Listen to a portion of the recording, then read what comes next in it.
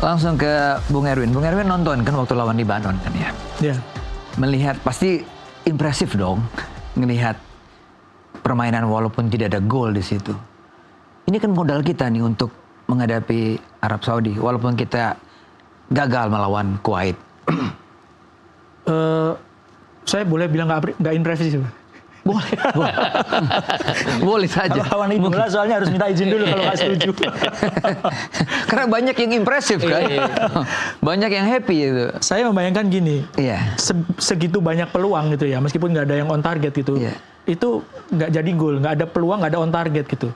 Padahal kan nguasain permainan, sesuatu hal yang sangat mungkin nggak akan kejadian waktu menghadapi Arab Saudi ataupun Irak di sana. Iya, nggak bakal seluasa itu ya. Nggak akan sebanyak itu possession yang akan dimiliki oleh tim Indonesia di sana. Kemungkinan besar ya. Kemungkinan besar seperti gitu. Arab Saudi dan Irak. Nah, lawan Lebanon aja kita menguasai permainan, untuk on target aja nggak ada. Nah, itu kan sebuah PR yang sangat besar. Waktu menghadapi Arab Saudi atau Irak, itu jangankan peluang satu, setengah aja harus bisa jadi gol gitu. Karena nggak akan sering peluang yang didapat oleh tim Indonesia ya, yang kita harus akui bahwa Indonesia lolos ke round 4 gitu.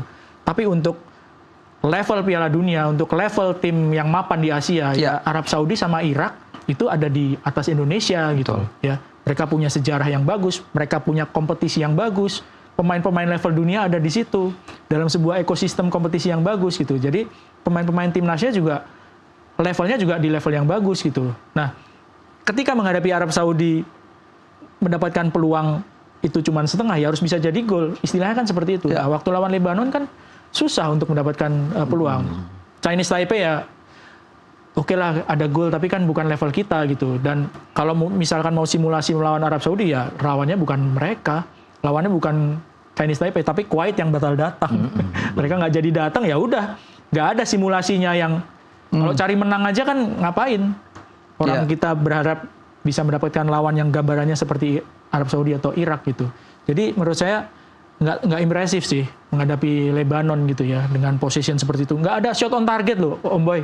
Kalau kita main bola nggak ada on target itu kan, menguasai permainan tapi nggak ada on target itu kan PR besar gitu. Apalagi untuk sebuah tim nasional yang menurut saya ya sudah sangat maksimal gitu ya. Pemain diaspora ada semua gitu kan ya.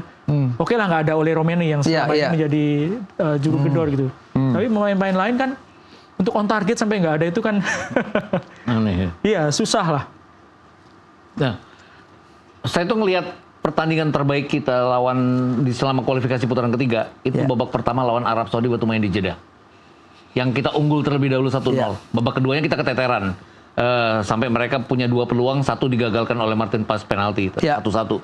Nah, harusnya kita setiap uji coba bermain seperti pertandingan babak pertama melawan Arab Saudi itu. Artinya kita passing 1-2 lewat tengah, kita passing, tidak melakukan crossing sama sekali. Crossing itu kan ujung-ujungnya sering gagal karena lawan-lawan yang tinggi di daerah pertahanan. Itu yang terjadi pada saat kita lawan Lebanon. Kita passing-passing nggak berhasil menembus dari tengah, kita coba passing dari ke sayap, tapi juga nggak berhasil. Ada kecepatan Yakob Sayuri, ada Emiliano Jonathan yang juga oke, tapi Emiliano Jonathan seperti bingung ya pada saat dia punya kemampuan untuk cutting inside, itu dia bingung menaruh bola di antara 2 tiang ini, mau ke tiang jauh atau ke tiang dekat, ujung-ujungnya ya ke udara terus jadinya. Hal-hal kayak gini yang membiakin kalau dikatakan bahwa kita oke secara build up permainan, tapi nggak oke pada saat harus masuk ke final third-nya lawan. Dan final third itu yang paling ini ya. Bahkan kalau kita lihat peluang untuk bikin gol pun kita nggak banyak yang terjadi. Ada beberapa kali tapi nggak jadi shot on target, dan akan sangat sulit berhadapan dengan lawan-lawan seperti Arab Saudi dan Irak kalau kita, karena peluangnya juga nggak banyak pasti ya. Mungkin itu tadi yang Erwin bilang, setengah peluang atau 1 peluang harus jadi gol itu tadi. Kita hanya 2 on target waktu lawan Arab Saudi di Jeddah, kita dapat 1 gol. Arab Saudi dengan segala macam on target mereka juga hanya dapat 1 gol. Pertahanan sih mungkin kita oke ya, apalagi kalau kita pakai formasi 3 back, rasa-rasanya sih kita akan bisa mengimbangi mereka mungkin di belakang. Di tengah so-so, tapi di depan ini yang tetap menjadi PR, karena apapun dalam sebuah turnamen di mana hanya ada 3 tim, kita harus bikin gol di setiap pertandingan. Coba bayangin kalau kita istilahnya kita nggak terkalahkan, tapi main imbang 0-0 2 kali. Kemudian di pertandingan ketiga mereka main 1-1, kita out dengan tag ya federasi akan bikin kita tersingkir terhormat karena kita tidak terkalahkan. Tapi tetap aja tersingkir.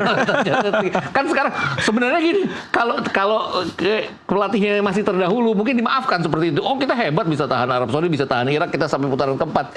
Persoalannya sekarang adalah masyarakat demikian ingin kita lolos ke Piala Dunia itu aja jadinya.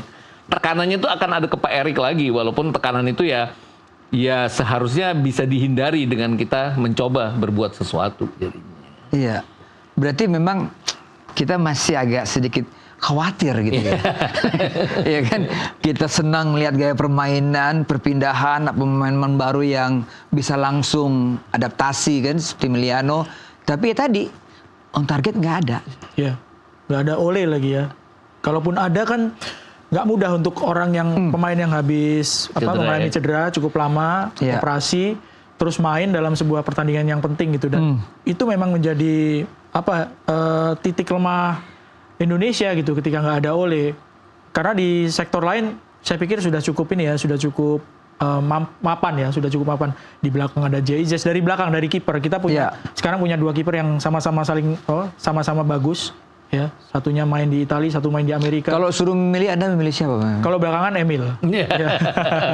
Yang pertama Emil kelihatan lebih di Cremonese lebih ini ya, lebih bagus ya. Lebih bagus. Dan dia dalam kondisi yang fit kan, karena Martin kan habis cedera juga. Kalau melihat highlightnya Arab Saudi melawan Makedonia dan juga melawan CSKA. Itu serangan-serangan dari flank mereka dengan crossing juga sangat berbahaya. Jadi memang Audero untuk motong-motong bola dapat mestinya. Udah terlatih dong. Betul. Jay juga di udara juga bagus. Kemudian persoalannya itu tadi kembali ke depan. Crossing mereka oke, crossing kita tuh nggak nyampe ke Zilstra itu loh. Ada satu pemain yang bisa maksa sebenarnya dengan tidak adanya Ole Romani, Ragnar Oratmangun. Cuman kan sekarang dia dikhawatirkan dia dari Maret udah nggak main ya, karena virus dan segala macam. Kemarin 2 kali bahkan gak dia juga, satu ada, dua-duanya nggak ada di DSP mereka, dia nggak ada di daftar susunan pemain. Ini dikabarkan dia kan masih ditakutkan virusnya kambuh kembali. Nah. Hal seperti ini yang Ragnar Oratmangun yang bisa menjadi pengganti Ole ya dengan situasi seperti sekarang ini. Ini yang menarik ketika Clifford menurunkan double center back Dix dengan Itzes ya. Menurut saya solusi yang eksperimen yang bagus itu. Ya, cukup berani dan di luar kebiasaan ya, karena kan sebenarnya Kevin di flank ya. Di sayap kanan gitu.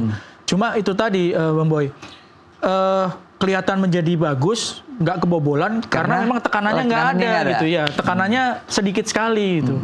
Jadi kelihatan, berjalan dengan baik, ini eksperimennya gitu ya.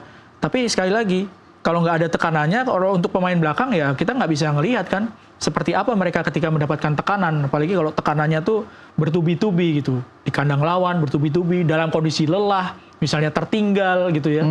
Itu kan yang harusnya menjadi simulasi ketika pertandingan uji coba. Kalau berkaca 2 kali pertemuan melawan Arab Saudi, baik di Jeddah maupun di Jakarta, ball possession masih milik Arab Saudi dari kedua, dan tekanan juga memang ada yang dialami Itzes dan juga Rizky Ridho pada waktu itu. Dengan Itzes dan Dix, kira-kira seperti apa? Harus Itzes, Dix dan Ridho mungkin ya. Jadinya 3. Balik lagi harus balik lagi ke ke pakem kita dulu. Pakem 3-4-3 juga, karena itu lebih efektif menghadapi Arab Saudi, udah terbukti di 2 pertandingan ya. Roberto Mancini sendiri sampai sampai kewalahan, bingung bahwa dia seharusnya memenangkan laga dengan adanya penalti gagal, segala macam cara sudah dicoba, itu gagal. Kemudian kalau pertandingan di GBK kan jelas ada baru 2 kali pelatih yang sekarang ini melatih Arab Saudi. Jadi mereka membaik setelah itu ya, walaupun kalah dari Australia, tapi mereka setidaknya bisa lolos dari putaran ketiga, dan mereka makin membaik setelah mereka gagal lolos langsung ke Piala Dunia. Jadi persoalannya adalah gimana kita menyikapi pertandingan pertama dulu melawan Arab Saudi, itu yang paling penting. Setelah itu baru berpikir Qatar. Ya seenggaknya harus imbang lah lawan Arab Saudi ya untuk berupaya. Menang dong. Agak berat nih, nggak yakin kan. Walaupun seri di sana kita menang di sini, agak optimis saya bisa menang lah ya. Apalagi kalau Verdong main di tengah. Seperti yang dilakukan ketika melawan Libanon. Bagaimana Bung Erwin? Di tengah itu Tom Haye nggak main pada waktu itu kan? Iya, di tengah itu waktu main di Arab Saudi waktu tahan imbang 1-1. Iya. 3 posisi belakang itu Jay-Z, Rizky Ridho dan Calvin Verdong. Karena yang back kirinya yang Iya, sayap kirinya Nathan yang main. Oh, Verdong udah masuk Nathan di posisi Joao 3 back itu ya. ya. Iya, di posisi Keren banget tuh. Di posisi left center back gitu ya. STY pada waktu itu ya, Iya. membuat formasi seperti Kanan itu. masih Asnawi waktu itu ya. Iya, Ya. jadi Verdong ini karena memang menurut saya salah satu pemain di non kiper ya, selain Jay-Z yang mereka mainnya di top level ya. Verdong ketika main di Belanda dan sekarang di Prancis itu ada di Kelas top ya? level ya.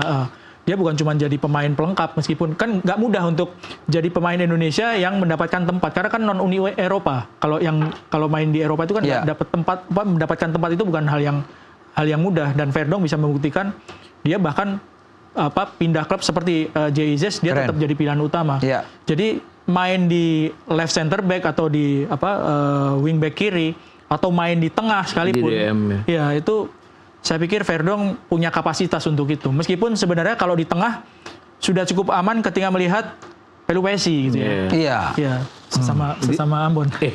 Dia lebih ke pemain nomor 8 kemarin ya. Iya. Nomor 8. Ya itu tadi, versatile player, bisa segala macam posisi. Ini yang menguntungkan bagi Calvin Verdong. Dan di Nijmegen dia oke.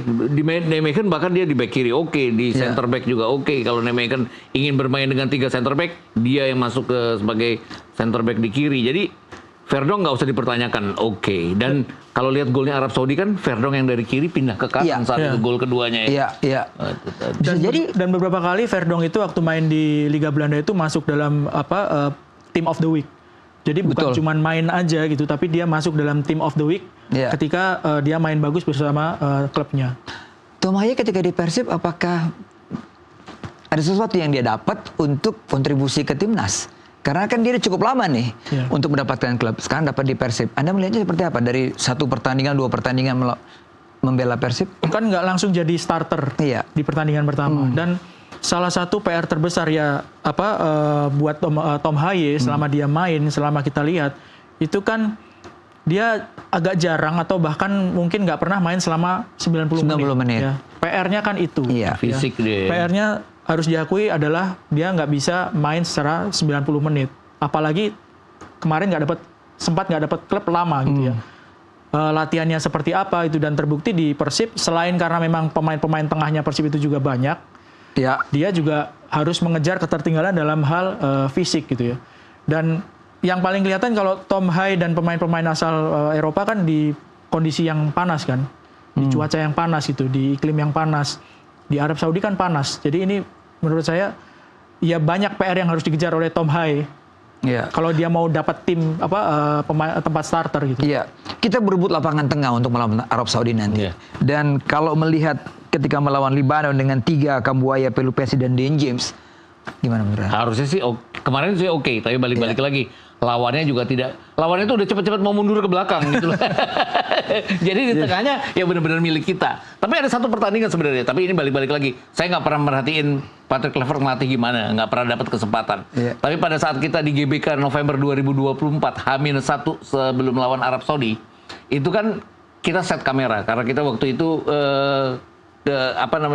kita bertugas untuk ngambil dance cam, fans cam waktu itu di hari H. Bung Ita, stop dulu ya. Oke. Kita break dulu ya. Oke.